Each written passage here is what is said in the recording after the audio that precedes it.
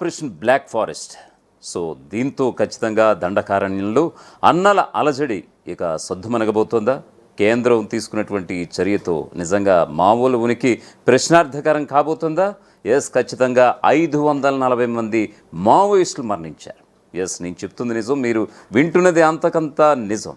ఎందుకంటే ఇది గడిచిన ఒక్క ఆపరేషన్ కర్రిగుట్ట వేదికగా చూసుకుంటే దాదాపుగా 21 రోజుల పాటు జరిగినటువంటి ఈ ఆపరేషన్లో సుమారుగా 34 మంది మరణించినటువంటి ఆ మాట పక్కన పెడితే ఓవరాల్గా 1 ఇయర్ లెక్కలో చూసుకుంటే కనుక ఆపరేషన్ కర్రిగుట్టే కాదు, ఆపరేషన్ బ్లాక్ ఫారెస్ట్తో కేంద్రం నక్సల్స్ ఏరివేతకి ఆపరేషన్ ఎప్పటి నుంచో ప్రణాళిక సిద్ధం చేసింది. ఆపరేషన్ కర్రిగుట్ట అనేది జస్ట్ ఒక small word. Operation black forest అంటే దండకారణ్యంలో అన్నల అలజడి లేకుండా చేయడమే కేంద్రం యొక్క లక్ష్యంగా మనకు తెలుస్తోంది. సో దీనికి సంబంధించిన డీటెయిల్స్లోకి వెళ్దాం. ఛత్తీస్గఢ్ తెలంగాణ సరిహద్దుల్లోని బీజాపూర్ జిల్లా ఉసూర్ పోలీస్ స్టేషన్ పరిధిలోని కర్రిగుట్టల్లో కేంద్ర బలగాలు ఇటీవలే భారీ ఎత్తున ఆపరేషన్ బ్లాక్ ఫారెస్ట్ను చేపట్టిన సంగతి తెలిసిందే. కర్రిగుట్టల్లో మావోయిస్టుల ఆనవాళ్లు లేకుండా చేయాలనే ఉద్దేశంతో ఏప్రిల్ 22న ప్రారంభమైన ఆపరేషన్ 24 రోజుల పాటు కొనసాగింది. ఇందులో 31 మంది మావోయిస్టులను భద్రతా బలగాలు హతమార్చాయి. పలు బంకర్లను సైతం ధ్వంసం చేశాయి. 54 మంది మావోయిస్టులను అరెస్ట్ చేయగా 84 మంది స్వయంగా లొంగిపోయారు. అలా కర్రిగుట్టలో ఆపరేషన్ ముగించిన వెంటనే ఆపరేషన్ కగార్లో భాగంగా భద్రతా బలగాలు ఛత్తీస్గఢ్లోని అబూజ్మడ్తో పాటు ఛత్తీస్గఢ్ మహారాష్ట్ర సరిహద్దులోని నేషనల్ పార్క్ ఏరియాపై దృష్టి సారించాయి. మావోయిస్టు కేంద్ర కమిటీ ప్రధాన కార్యదర్శిగా ఉన్న కేశవరావు మరణించడంతో ప్రస్తుతం ఆ పార్టీ చుక్కానీ లేని నావలా సాగుతోంది. కేంద్రం సాగిస్తున్న సాంకేతిక యుద్ధంతో ఏడాది కాలంగా విలువలాడుతున్న మావోయిస్టులకి ఇది శరాఘాతమే. వెన్ను విరిగిపోయినట్టే. మే నెల మావోయిస్టు పార్టీ ఉనికికి కీలకమైనది. ఎందుకంటే మరో 4 రోజుల్లో అంటే ఈ నెల 25న నక్సల్ భరి ఆవిర్భావ దినోత్సవం రాబోతోంది. అలాంటి మే నెలలోనే నక్సల్స్కు ఊహించని దెబ్బ తగిలింది.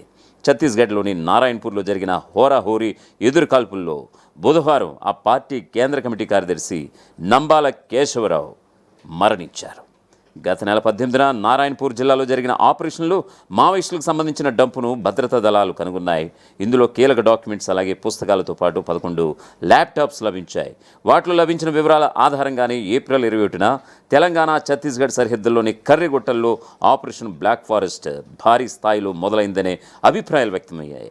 ఈ క్రమంలోనే కర్రిగుట్టల ఆపరేషన్తో భారీ ఫలితం రాబోతుందని ఛత్తీస్గఢ్ పోలీసులు కూడా ప్రకటించారు. కానీ అలాంటిదేమీ జరగలేదు. ఆపరేషన్ ముగిసేసరికి వేర్వేరు ఎన్కౌంటర్లలో 31 మంది సాధారణ స్థాయి మావోయిస్టులు చనిపోగా డంపులు, ఆయుధ తయారీ పనిముట్లను భద్రతా దళాలు స్వాధీనం చేసుకున్నాయి. డంప్లో లభించిన ల్యాప్టాప్లు, డాక్యుమెంట్లో లభించిన సమాచారాన్ని విశ్లేషించుకోవడంలో జరిగిన పొరపాటు కారణంగానే కర్రిగుట్టల్లో ఆశించిన విజయం దక్కలేదని భావించిన దళాలు మరింత జాగ్రత్తగా సమాచారాన్ని విశ్లేషించుకుంటున్నట్లుగా సమాచారం. అందులో భాగంగా నంబాల కేశవరావుకు రక్షణ కల్పించే 7 నెంబర్ కంపెనీలో పనిచేసి లొంగిపోయిన కొందరు మావోయిస్టుల నుంచి మరోసారి సమాచారం తెప్పించుకున్నట్లుగా తెలుస్తోంది. ఈ రెండింటినీ ఖచ్చితత్వంతో డీకోడ్ చేయడం ద్వారా నంబాల ఎక్కడున్నాడనే అంశాన్ని భద్రతా దళాలు పసిగట్టి మరీ మెరుపుదాడి చేసినట్లుగా తెలుస్తోంది. సాధారణంగా కేంద్ర కమిటీ సభ్యులకు 3 అంచెల భద్రతా వ్యవస్థ అయితే ఉంటుంది. ఈ వలయాన్ని ఛేదించుకుని వారి దగ్గరికి చేరుకోవడం చాలా కష్టం. అయినా స్వల్ప నష్టంతోనే పోలీసులు నంబాల దగ్గరికి ఎలా చేరుకున్నారు అనేది ఇప్పటికీ కూడా మిస్టరీయే. విశ్వసనీయ వర్గాల సమాచారం ప్రకారం ఏడాది క్రితం వరకు నంబాల కేశవరావుకు 70 మందితో కూడిన కంపెనీ రక్షణ కల్పించేది. ఇందులో కనీసం 40 మంది వద్ద AK-47 లాంటి అత్యాధునిక ఆయుధాలుంటాయని, తన చుట్టూ ఉన్న బృందం ఆధునిక ఆయుధాలతో ఉంటే నంబాల తన చేతిలో ఎప్పుడూ ల్యాప్టాప్తో ముందుకు సాగుతూ ఉండేవారని తెలిసిందే. తాగునీరు, ఆహారం విషయంలోనూ ఎంతో జాగ్రత్తగా వ్యవహరిస్తారని, రాత్రి వేళ సైతం 2-3 గంటల కంటే ఎక్కువగా నిద్రించరని కూడా సమాచారం. అయితే ఇటీవల పెరిగిన నిర్బంధం కారణంగా భద్రతను 20 మందికి కుదించినట్లుగా సమాచారం.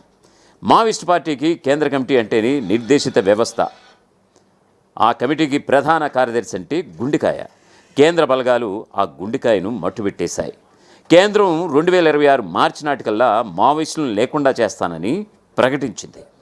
ఆపరేషన్ కగార్ను ప్రారంభించింది. కానీ గడువుకు చాలా ముందే ఇంత త్వరగా కేంద్రం కమిటీ కార్యదర్శి, అలాగే దండకారణ్యం స్పెషల్ జోనల్ కమిటీ నేతలు ఇలా అనేక మంది ఒకే ఎన్కౌంటర్లో హతమవడం భద్రతా బలగాల ఆధిపత్యాన్ని నిరూపిస్తోంది.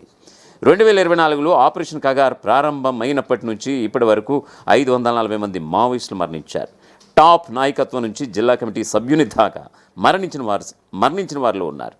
యూపీఏ హయాంలో ఆపరేషన్ గ్రీన్ హంట్లో భాగంగా సగటున ఏడాదికి 80 మంది మావోయిస్టులు మరణించేవారని గణాంకాలు అయితే చెబుతున్నాయి. ప్రపంచంలో ఏ మూల ఏ క్షణం ఏం జరుగుతుందో వేగంగా తెలుసుకోవడానికి తొలి వెలుగు వాట్సాప్ ఛానల్ని ఫాలో చేయండి.